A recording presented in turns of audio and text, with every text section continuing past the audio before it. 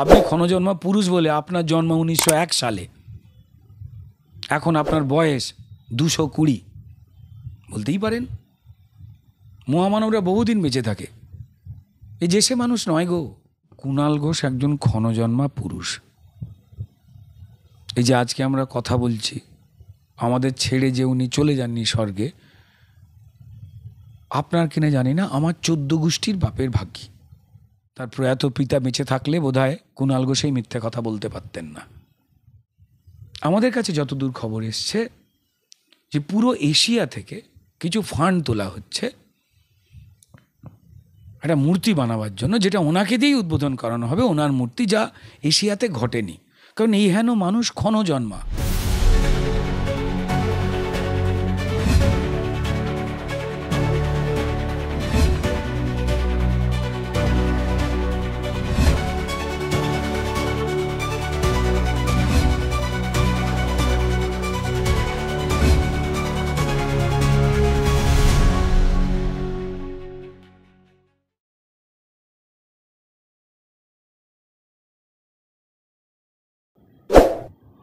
আমার মনে হয় যে সম্মানীয় মুখ্যমন্ত্রী মমতা বন্দ্যোপাধ্যায়ের এই ধরনের আবেগের বহিঃপ্রকাশ করা বোধহয় ঠিক হয়নি। চোর জোচ্চোর নেতা মন্ত্রীরা জেলে থাকবেন, এটা তো দেশের মানুষ চায়। তো সেই বিলটাই তো কেন্দ্র সরকার আনছে, তো আনন্দের কথা। প্রত্যেকটা রাজনৈতিক দলেরই তো এই স্বচ্ছতায় আসা উচিত। তারা কেন নরেন্দ্র মোদীজির বিরোধিতা করছেন? এবং সেখানে লেখা রয়েছে সেই বিলে যে তিনি প্রধানমন্ত্রী হন, তিনি মুখ্যমন্ত্রী হন বা অন্যান্য যে কোনো মন্ত্রী হন না কেন, যে অপরাধমূলক কাজে যাতে তাদের কোনো রকমভাবে জড়িয়ে পড়লেই যে এই অসম্মান, তার ভয়, এটাই তো পরিষ্কার ব্যক্ত হচ্ছে, যাতে তারা সরে আসে। এই যে আমাদের বিভিন্ন নেতা মন্ত্রীর সম্পর্কে যখন তারা জেল খাটছেন, তারা আদালতে যাচ্ছেন, প্রিজন ভ্যান থেকে নামছেন, তিনি যে রাজনৈতিক দলেরই হন না কেন, এগুলো কি খুব দেখতে ভালো লাগার দৃশ্য? তা তো নয়। কেউ তো ঊর্ধ্বে নন। সরকারি কর্মচারীরা, তাদেরও যদি কোনো পরিষ্কার এরম 30 দিনের ওপরে জেলযাত্রা হয় কোনো অভিযোগের ভিত্তিতে, তাদের সাসপেন্ড তো হতেই হয়, চাকরিও চলে যায়। তো তাহলে নেতা মন্ত্রীরা বাদ পড়বেন কেন? এইটাই তো পরিষ্কার নরেন্দ্র মোদীর প্রধানমন্ত্রীত্বে বিজেপি যে বিলটা আনলো, এটাতে তো সবারই আনন্দ পাওয়ার কথা যে রাজনীতি, সেখানে যারা দায়িত্বপ্রাপ্ত বড় বড় মানুষেরা, তারা স্বচ্ছতার সঙ্গে থাকবেন। কোনো অস্বচ্ছ ব্যক্তি মন্ত্রী হবেন না, মুখ্যমন্ত্রী হবেন না বা প্রধানমন্ত্রী হবেন না। নরেন্দ্র মোদীজি এই বিল তারা আনলেও তিনি কি নিজের নাম বাদ দিয়েছেন না? কেমন তো নয় যে আমি প্রধানমন্ত্রী হই বা মুখ্যমন্ত্রী হই বা অন্য কোনো মন্ত্রী হই। তো তাহলে মমতা বন্দ্যোপাধ্যায় এত আতঙ্কিত হচ্ছেন কেন? তিনি কি কোনো দুর্নীতিতে জড়িয়ে রয়েছেন বা জড়িয়ে পড়বার আশঙ্কা করছেন নিজের সম্পর্কে? তো কারণ দুর্ভাগ্যজনক হলেও যে পশ্চিমবঙ্গে আমরা একাধিক নেতা মন্ত্রীকে জেলে যেতে দেখেছি, এবং জাস্ট বিকজ অফ চুরি দুর্নীতি। আমি জানি না মমতা বন্দ্যোপাধ্যায় এই ধরনের ব্ল্যাক ডে, হ্যাঁ চোরেদের জন্য যদি এটা ব্ল্যাক ডে চোরেরা বলতো তো তাহলে ঠিক ছিল। তো উনি একজন, মানে চোর যেমন পুলিশকে পছন্দ করে না, জেলখানা দেখলেই ভেঙে দিতে চায়। যদি কেউ বলে যে ক্রাইম করা অপরাধ, তাকে মারতে ছুটে যায়। এটা চোরেদের পক্ষে মানায়, কিন্তু উনি তো আমাদের সম্মানীয় মুখ্যমন্ত্রী, ওনার পক্ষে এটা মানায় না। আর উনি যখন কোথাও চুরি করেননি বলে ওনার লোকজনেরা বলে বা আমরা হাজার প্রশ্ন উঠলেও এখনও দেখতে পাইনি, তো তাহলে উনি কি কোনো আশঙ্কা করছেন এরম কোনো কিছু?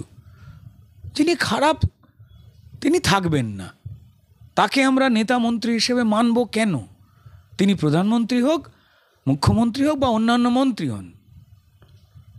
অসম্ভব ভালো একটা বিল। আমার মনে হয় যারা এই বিলের প্রতিবাদ করছেন তারা ক্রাইম বা ক্রিমিনালদের পক্ষে সমর্থন দিচ্ছেন, অপরাধ এবং অপরাধীদের আড়াল করতে চাইছেন, বা নিজেরা অপরাধের সঙ্গে কোথাও না কোথাও জড়িয়ে আছেন এমনটা কিন্তু দেখে মনে হচ্ছে তারা যদি প্রতিবাদ করেন এই বিলের। এটাকে তো ওয়েলকাম করা উচিত, তাই না?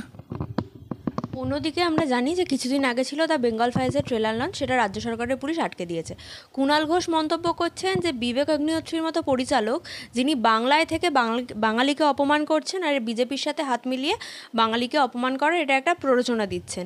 বলছেন যে এর আগে কেন Gujarat files, Manipur files, UP ফাইলসের মতো সিনেমা তিনি বানাননি। বলছেন যে বিবেক অগ্নিহোত্রীকে বাংলা থেকে বের করে দেওয়া উচিত। দেখুন, কুণাল ঘোষ একজন ক্ষণজন্মা পুরুষ। এই যে আজকে আমরা কথা বলছি, আমাদের ছেড়ে যে উনি চলে যাননি স্বর্গে, আপনার কিনা জানি না, আমার 14 গোষ্ঠীর বাপের ভাগ্যি। বাঙালি কি নিয়ে থাকবে? আমাদের তো কিছুই নেই, চাকরি নেই, বাকরি নেই। পরিযায়ী শ্রমিকদের 5,000 টাকা দিয়ে ডেকে আনবার প্ল্যান করছে, আর পরিযায়ী শ্রমিকরা ভিডিও করে গালাগাল করছে। হিন্দু মুসলিম সব পরিযায়ী শ্রমিক। পশ্চিমবঙ্গ সরকারের এই উদ্যোগটাকে যে আমরা এখানে 30-40 হাজার 20,000 টাকা রোজগার করছি, আর আপনি 5,000 টাকা দিয়ে সংসার চালাবার জন্য ঢপবাজি করছেন ভোটের জন্য, বলছে তো এদের না কোনো কিছু বলবার নেই, কোনো কাজ নেই। তো দেখুন, কুণাল ঘোষের কাজ নেই বেচারা। আমার জীবিকাদের মধ্যে ঢুকে পড়েছে, সে অভিনয় করবে, অভিনয়টাই উনি করেন। এবার ওনার মনে হয়েছে এতগুলো ক্যামেরা বুম, ওনার ভাল লাগছে না। ওনার মনে হচ্ছে এবার আমি সেজে সেজে অভিনয় করব, বিভিন্ন রকমের একরকম বাড়ি থেকে যে পোশাক দিচ্ছে ওটা পরে অভিনয় করছে, এটা ভাল লাগছে না। তো এই হেন একজন ক্ষণজন্মা পুরুষ, যিনি সম্মানীয় মুখ্যমন্ত্রী, আমাদের আদরের মুখ্যমন্ত্রী মমতা বন্দ্যোপাধ্যায়কে জেলে পোড়ার কথা প্রথম কে বলেছিলেন? সারা পৃথিবীর কোনো মনীষী বলতে পেরেছিলেন না। কোনো রাজনৈতিক দল এইভাবে বলতে পেরেছিল না। বুকে পাথর চাপা দিয়ে কুণাল ঘোষের মতো একজন মহান ব্যক্তিত্ব তিনি বলেছিলেন। আমাদের কাছে যতদূর খবর এসছে যে পুরো এশিয়া থেকে কিছু ফান্ড তোলা হচ্ছে একটা মূর্তি বানাবার জন্য, যেটা ওনাকে দিয়েই উদ্বোধন করানো হবে, ওনার মূর্তি, যা এশিয়াতে ঘটেনি। কারণ এই হেন মানুষ ক্ষণজন্মা। নিজের দল সম্পর্কে, নিজের মুখ্যমন্ত্রীকে, নিজের দলনেত্রীকে চোর বলেছেন, জেলে পুড়িয়ে দেওয়া বলেছেন। কজন বলতে পেরেছে? কেউ পেরেছে? পারেনি। বলেছেন যে শিক্ষা দুর্নীতি, কোন একটা বড় চ্যানেলের ইন্টারভিউতে, আমার সরকার চাইলে আটকাতে পারত। সন্দেশখালিতে যা যা মা বোনেদের ওপরে মানুষের জমি চুরি নিয়ে যা যা অন্যায় হয়েছে, আমার সরকার জানতো, আটকাতে পারত। কেউ বলতে পেরেছে? কুণাল ঘোষ পেরেছেন। তো এহেন ক্ষণজন্মা কুণাল ঘোষ বিভিন্ন সময় যে কথাগুলো বলে, এই কথাগুলোকে লোকে খুব মনোরঞ্জনের দৃষ্টিভঙ্গিতে নেয়। আমরা আনন্দিত যে এই কর্মহীন পরিযায়ী শ্রমিকের রাজ্য, বেকারদের রাজ্য, চোর ছ্যাঁচড়ের যে রাজ্য, অভাবের যে রাজ্য, এখানে তো আমাদের কিছুই নেই সিন্ডিকেট ছাড়া। সেখানে আমাদের একটা কুণাল ঘোষ আছে। আপনি খেতে পাচ্ছেন না, আপনার বোন বা দিদি বা মা রেপ হয়ে গেছে, ভাইকে হয়তো ফালা ফালা করে ড্রেনে কেটে ফেলে রেখে দেওয়া হয়েছে, আপনার চাল চুরি করে তৃণমূলের কোনো নেতা পেট উঁচু করে জেলে ঢুকে গেছে, আপনার চাকরি ওরা চুরি করেছে, আপনি শিক্ষক হয়ে আমার চাকরি ফেরত দিন বলতে গিয়েছেন, আপনাকে ডান্ডা মেরে পুলিশ মাথা ফাটিয়ে দিয়েছে, তৃণমূলের নেতার সাঙ্গপাঙ্গরা সাংবাদিকরা আপনাকে মারছে, আপনার কি আছে? কিছুই নেই।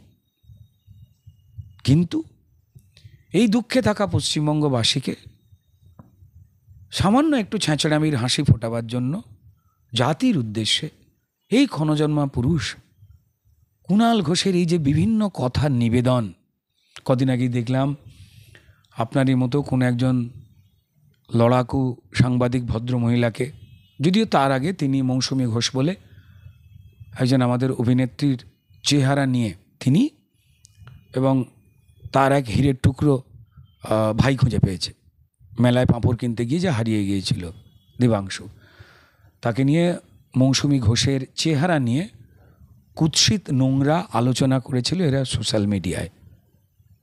কজন পারে? তারপর উনি থেমে থাকেননি। আপনাদের মতো সিন্ডিকেট না করা, চুরি জুচ্চুরি না করা, তৃণমূল নেতাদের গার্লফ্রেন্ড হতে না চাওয়া যে মানুষেরা সত্যিকে সামনে আনতে এই নিউজগুলোকে মানুষের কাছে পৌঁছে দিচ্ছেন, তেমনি কোনো একজন সাংবাদিক তাকে কিরম ভেঙিয়ে ভেঙিয়ে কথা বলেছেন। শুধু কথা বলেই থামেননি। তৃণমূলের তো চেনা জানা অনেক চোর আছে, ওদের চোরই বেশি। ও রোজিনা দেবীকে বলবো দরজা জানলা বন্ধ রাখতে। যেভাবে কুণাল ঘোষ কী অপূর্ব ওনাকে নকল করার চেষ্টা করলো এরম করে, আমার ভাল লেগেছে অভিনেতা হিসেবে। এরপর কিন্তু আমরা খবর পেয়েছি যে কুণাল ঘোষ রোজিনা দেবীর মতো একটা নকল চুল কিনছেন, আর রোজিনা দেবীর ওই কাপড় জামাগুলো পরেই নাকি ওড়না টোড়না নিয়ে সালোয়ার পরেই নাকি ইন্টারভিউ দেবে ঠিক করেছে। চোর পাঠিয়েছে। আমি রোজিনা দেবীকে বলবো সাবধানে থাকবেন, ওগুলোও চুরি হয়ে যেতে পারে। এই কুণাল ঘোষ ছাড়া কজন পারে? প্রচুর মানুষ হিংসার জন্য কুণাল ঘোষের নামে খারাপ খারাপ কথা বলে, একদম উচিত না। এই নেই রাজ্য, ভেঙে যাওয়ার রাজ্য, চোখের জলের রাজ্য, চুরির খবরের রাজ্য, হতাশার রাজ্য, অর্থনৈতিকভাবে তৃণমূলের উদার অর্থনীতিতে এমন ক্রিমিনালদের উন্নয়ন হয়েছে, সেখানে মানুষের মাজা ভেঙে গেছে। এই জায়গায় যদি কুণাল ঘোষ তিনি যদি একটু বিনোদন করে, মনোরঞ্জন করে যদি একটু হাসি ফোটাবার চেষ্টা করেন, তা কি আমাদের কম পাওয়া এই না পাওয়ার রাজ্যত্বে? আমি বলবো দুদিন পর দেখবেন হয়তো উনি ক্যামেরা নিয়ে নেমে পড়েছেন সিনেমা বানাতে। কাজ তো নেই। শিক্ষামন্ত্রী তিনি জানেন, শিক্ষা দপ্তর তুলে দিয়েছেন, অভিনয় করে বেড়াচ্ছেন। তাদের এমপি পার্থ ভৌমিক তিনিও অভিনয় করে বেড়াচ্ছেন। তৃণমূলের কাউন্সিলর অনন্যা দেবী তিনিও হৈ হৈ করে অভিনয় করে বেড়াচ্ছেন। প্রযোজক পরিচালকেরা এত অভিনেতা যে এইভাবে খুঁজে পেয়ে যাবে, এই কুণাল ঘোষের দিকে যদি দৃষ্টি না পড়তো এমনটা হতো না। কিন্তু তাদের চোখ খালি ওদিকে পড়ছে কেন? এটা নিয়ে মানুষ কুনজরে দেখছে। আমি বলবো মন পরিষ্কার করুন। তো কুণাল ঘোষ বলেছে যে একটা চমৎকার কথা আপনি বললেন, বাংলাকে কলঙ্কিত করবার চেষ্টা করছে। আচ্ছা, যে রাজ্যে তৃণমূল আছে তার থেকে কালি আর কে মাখাবে? আর বিবেক অগ্নিহোত্রী কিসের কলঙ্ক মাখাচ্ছেন? এই সিনেমাতে তো তৃণমূলের কোনো চরিত্র নেই যে চুরি দেখানো হচ্ছে। তো তাহলে ওনারা তো কষ্ট হচ্ছে কেন?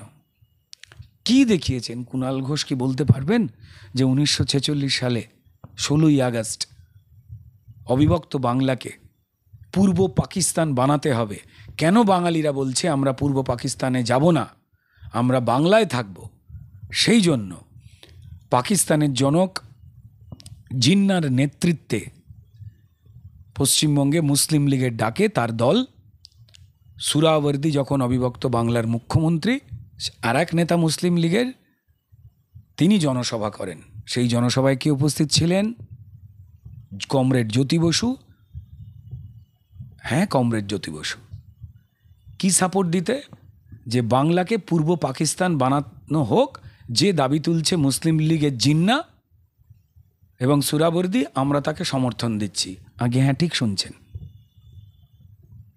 তারপর সেই মঞ্চ থেকে উর্দুতে ভাষণ দেন সুরাবর্দী এবং তারপর মুসলিম লীগের সমর্থকেরা যারা গড়গড় এবং ঝরঝরে করে উর্দুগুলো বুঝতে পারেন, সেই ভয়ঙ্কর উত্তেজক ভাষণ শোনার পর সোর্ড বার করে, ছুরি বার করে, অস্ত্র বার করে ঝাঁপিয়ে পড়ে বাঙালিদের ওপরে, হিন্দুদের ওপরে কচু কাটা করে 3 দিন ধরে। সেই সময় রুখে দাঁড়িয়েছিলেন গোপাল মুখার্জি। তার পাঁঠার মাংসের দোকান ছিল, পারিবারিকভাবে খুব বিখ্যাত গোপাল পাঁঠা। তিনি বলেছিলেন যে কোনো নিরস্ত্র অসহায় মুসলমান নয়, মায়েরা বোনেরা নয়, যারা বাঙালিকে এবং হিন্দুকে অকারণ মারতে আসছে জিন্নার কথা শুনে, কমিউনিস্ট নেতাদের সাপোর্টে, তাদের বিরুদ্ধে মানুষকে বাঁচাতে হবে। কুণালবাবু বলে দেবেন যে এই একটা লাইনও মিথ্যে। কলকাতার রাজপথ রক্তাক্ত লাল হয়ে গেছিল, আমাদের মায়েদের বোনেদের টেনে টেনে ধরে প্রথমে রেপ করা হয়েছিল, তারপর ফালা ফালা করে কাটা হয়েছিল, তারপর মাংসের দোকানে মাংসের মতো করে শিকে করে ঝুলিয়ে রেখে দেওয়া হতো গার্লস হস্টেলগুলোতে এবং মাংসের দোকানগুলোতে রাজাবারেজের সাইডে। কুণাল ঘোষ বলবেন এই ঘটনা ঘটেনি? কুণাল ঘোষ বলতে পারবেন যে গ্রেট ক্যালকাটা কিলিংয়ের কেউ ডাক দেননি? কুণাল ঘোষ বলতে পারবেন যে মুসলিম লীগ কমিউনিস্ট পার্টির সাহায্যে জ্যোতি বসুর উপস্থিতিতে 16ই আগস্ট ধর্মতলায় কোনো জনসভা করেনি এবং সেখান থেকে মুসলিম লীগের লোক ঝাঁপিয়ে পড়ে হিন্দুদের কাটতে কাটতে এগোয়নি? তিনি তো পরিষ্কার উত্তর না মধ্য কলকাতায় থাকেন। তার প্রয়াত পিতা বেঁচে থাকলে বোধহয় কুণাল ঘোষই মিথ্যে কথা বলতে পারতেন না। আমি জানি না, মুসলিম লীগের দল তো আর নেই। তো তাহলে আর সেই সময় তৃণমূলে জন্মায়নি, বিজেপিও জন্মায়নি, তাহলে কিসের কলঙ্ক? এটা তো ইতিহাস। তাহলে কুণালবাবু বলুক যে এই কলঙ্কিত ইতিহাস মুসলিম লীগ তৈরি করেছিল, যা দেখতে তার খারাপ লাগবে। তাদের কাছে উত্তর নেই। কিছু বামপন্থী হতভাগ্য সৈনিক তারা যুদ্ধে নেমেছেন কুণাল ঘোষকে সাপোর্ট করতে, কারণ তাদের কমিউনিস্ট নেতা জ্যোতি বসু ওই মঞ্চে উপস্থিত ছিলেন। গুগল মিথ্যে কথা বলছে। সেই সময়ের খবরের কাগজ ইংরাজি বাংলা যা ছবি গুগল ঢেলে দিচ্ছে, সেগুলো মিথ্যে কথা বলছে। যান ইউটিউবে 1997 সালে বিবিসিকে দেওয়া ইন্টারভিউতে স্বয়ং গোপাল পাঁঠা, গোপাল মুখার্জি গড়গড় গড়গড় করে বলে গিয়েছিলেন যে অ্যাকচুয়ালি কি কি হয়েছিল। সেগুলোও কি মিথ্যে কুণালবাবু? নাকি আপনি বলবেন আপনি ক্ষণজন্মা পুরুষ বলে আপনার জন্ম 1901 সালে, এখন আপনার বয়স 220, বলতেই পারেন। মহামানবরা বহুদিন বেঁচে থাকে, এই যে সে মানুষ নয় গো। তো যাই হোক, কুণালবাবুর এই সমস্ত মজার মজার কথার জন্য তার প্রতি আন্তরিক ভালোবাসা বাঙালি জানায়। পশ্চিমবঙ্গের দুঃখের জীবনে ওনার কথা, ওনার দলকে যে খিল্লির জায়গায় নিয়ে যাচ্ছে, সেই জন্য ওনাকে আন্তরিক ধন্যবাদ। আমরা ট্রেলার লঞ্চের পর দেখেছি যে অভিনেতা শাশ্বত চট্টোপাধ্যায় একটি ভিলেনের চরিত্রে অভিনয় করছেন। তিনি পশ্চিমবঙ্গে ট্রেলার লঞ্চ হওয়ার পর বলেছেন যে তিনি জানতেন না কিভাবে দিল্লি ফাইলস থেকে নাম চেঞ্জ হয় বেঙ্গল ফাইলস হয়ে গেল। মানে আপনি তো একজন অভিনেতা, আপনি একটা সিনেমার নাম না জেনে, স্ক্রিপ্ট না বুঝে অভিনয় করবেন না? প্রথম কথা একটা জায়গা বলি, সেটা হচ্ছে যে পশ্চিমবঙ্গের সবথেকে বড় সিনেমা বানানোওয়ালা কোম্পানি ভেঙ্কটেশ ফিল্মস, তার অধিকাংশ ফিল্মই কিন্তু প্রোডাকশান নাম্বার 213, 212, 214 এই নামে শ্যুট হয়ে যায়। সিনেমা রিলিজের আগে ঠিক করায় নাম কী হবে, এবং সেটা একান্তই প্রযোজক এবং পরিচালকের আলোচনার বিষয়। তো অর্থাৎ নাম ছাড়াই যে কোনো সিনেমা শুটিং হয়, বা যে নাম আছে সেই নাম থেকেও যায়, বা সেই নাম চেঞ্জ হতেও পারে। এখানে অভিনেতার সঙ্গে কথা বলবার কোনো প্রয়োজন নেই, এখতিয়ারও নেই অভিনেতাদের জানবার। যেমন আমরা অভিনয় করবার পর এডিট হয়ে গিয়ে কোন দৃশ্য বাদ চলে যাবে, এটা আমাদের অভিনেতাদের কিচ্ছু বলবার নেই, কেমন? তো তাই সিনেমার নাম কী ছিল না ছিল, এটা কি হবে না হবে, এটা অভিনেতাদের জানবার কথাই না, তাদের জানাবারই কোনো কথা না। নাম পাল্টালে, বা অনেক সময় বললাম তো যে নাম থাকে না, ওই তখন প্রোডাকশান নাম্বার এত, এইভাবে হয়। তবে একটাই শুধু কথা বলবো যে আমিও হিন্দি সিনেমায় সুনামের সঙ্গে অভিনয় করেছি ময়দান বলে সিনেমাটিতে অজয় দেবগানের সঙ্গে। অমিত শর্মা এই ময়দানের ডিরেক্টর ছিলেন এবং বনি কাপুর প্রডিউসার ছিলেন। সারা ভারতবর্ষ জুড়ে এই সিনেমার প্রশংসা হয়েছে এবং তাবড় অভিনেতা অজয় দেবগন এবং গজরাজ রাও এই দুজনের সঙ্গে সঙ্গে ন্যাশনাল মিডিয়াতে বাংলার অভিনেতা রুদ্রনীল ঘোষেরও প্রশংসা হয়েছে। তো ফলত আমি নিয়মনীতিগুলো জানি। শাশ্বত বাবুর ক্ষেত্রে কি ঘটেছে না ঘটেছে আমি জানি না, তবে জেনারেলি কি ঘটে সেটা এরকম যে কোনো গুরুত্বপূর্ণ চরিত্রের অভিনেতাদের সবার আগে মূল যে স্টোরিটা সেটা ছোট করে ব্রিফ করা হয়, ছোট করে ব্রিফ করা হয়। আবার বলছি, মানে ধরুন 5 লাইনে গল্পটা বলে দেয়, মানে কন্টেন্ট কি। নিশ্চয়ই শাশ্বতবাবুকে যখন ব্রিফ করা হয় তখন নিশ্চয়ই বলা হয়নি যে এটা দারুণ প্রেমের ছবি, একটা রোম্যান্টিক ফিল্ম। তো ওনাকে কি বলা হয়েছিল আমি জানি না। আমার অত্যন্ত পছন্দের অভিনেতা, আমার খুব প্রিয় দাদাও বটে, সহকর্মী। প্রথমে বলে দেওয়া হয়, তারপর বলা হয় যে আপনার ট্র্যাক কি, আপনার চরিত্র কি। যখন একজন অভিনেতা তিনি সংলাপ বলছেন তার আগে এবং পরে কোন পটভূমিকায় সেই ঘটনা ঘটছে তিনি যদি না জানেন তাহলে এত ভালো অভিনয় কোনো অভিনেতা করতে পারেন না। তাই তিনি এমনটা কেন বলছেন এটা আমার পক্ষে বোঝা অসম্ভব। তবে একটা ঘটনা বোঝা খুব সম্ভব, যেভাবে সৌরভ বিভিন্ন রকম কথা বলছিল, এখন বলছে যে হ্যাঁ আমি জানতাম। সৌরভ আমার খুব প্রিয়। দেখুন, একটা ভয় কাজ করে পশ্চিমবঙ্গের প্রত্যেকটা মানুষের, বিশেষ করে শিল্পীদের তো বটেই, যে হঠাৎ করে তারা এখন দেখতে পাচ্ছে যে রাজ্য সরকার বা শাসক দল এই ফিল্মটাকে আটকাতে চাইছে, যেটা আগে তাদের থেকে এরম কোনো কথা শোনা যায়নি। ট্রেলার লঞ্চ হতে দিচ্ছে না। তাতে তাদের মনে হয়েছে যে এই রে এবার আমরা কি বলবো, কারণ এরা তো কাজ বন্ধ করে দেয়। প্রত্যেকেরই তো বউ বাচ্চা বাবা মা ফ্যামিলি আছে। হ্যাঁ, আমি রুদ্রনীল ঘোষ, আমার সাহস একটু বেশি। আমার বাবা মা গত হয়েছেন, তারা নেই। আমি বিয়ে করিনি, আমার স্ত্রী পুত্র পরিবার নেই। তাই আমি হয়তো পরিষ্কার সিনা টান করে লড়াইটা করবার ক্ষমতা রাখি। কিন্তু আমার বাকি যে বন্ধুরা যারা চুপ করে রয়েছেন, বা অনেক সময় যারা এদের পাশে দাঁড়িয়ে মনে হয় দেখে যে অন্যায়কে সমর্থন করছেন, তা কিন্তু নয়। আপনারা তো দেখেছেন যে কোনো সত্যি কথা বললে কাজ বয়কট করে দেওয়া হয়। 2021-এ আমার বিরুদ্ধে করা হয়েছিল, টেকনিশিয়ানদের কালো ব্যাচ পরিয়ে।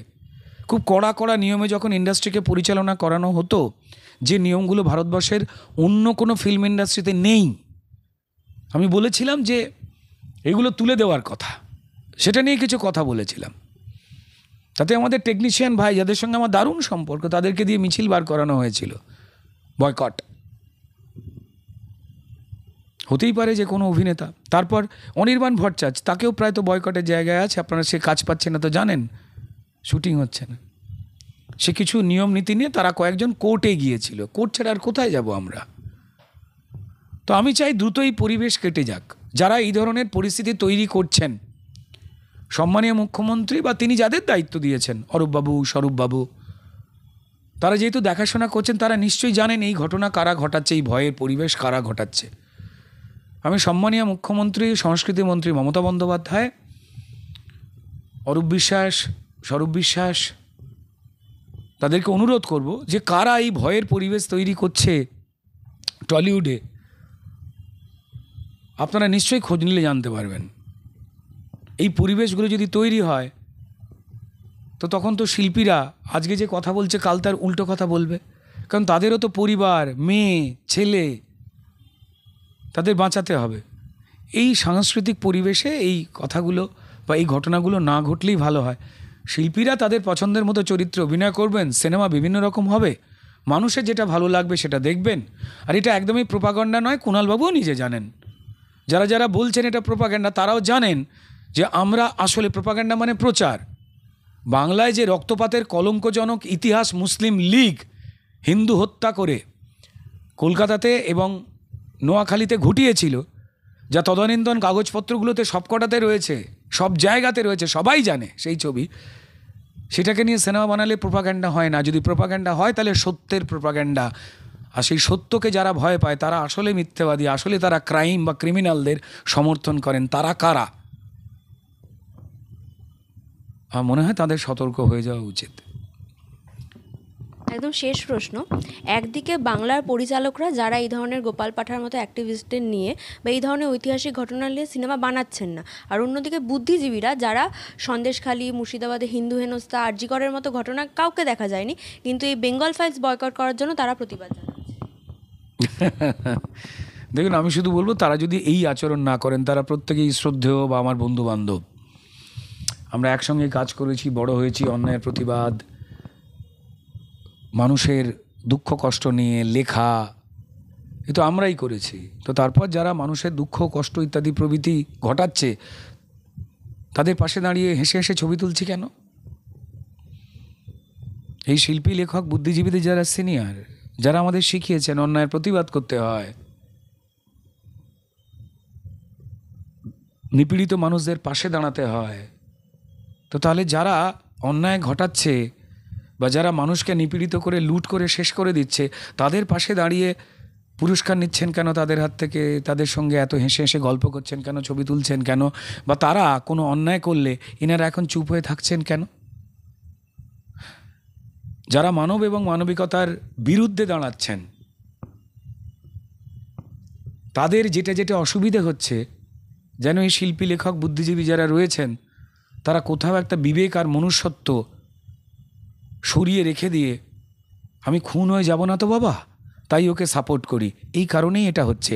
আমার জীবিকা বন্ধ করে দেবে না তো বাবা, বউ বাচ্চা আছে, ইলেকট্রিকের বিল আছে, আমি সেলেব হই, আমার ইনস্টলমেন্ট আছে, আমি খুন হয়ে যাব না তো? হয়তো এই কারণও হতে পারে। নাহলে তারা প্রত্যেকেই অত্যন্ত শ্রদ্ধেয়, বিদগ্ধ, কিন্তু প্রাণের ভয় তো অনেকের আছে। আমি বললাম তো যে আমাদের কয়েকজন আমরা জীবন জীবিকাকে জলাঞ্জলি দিয়ে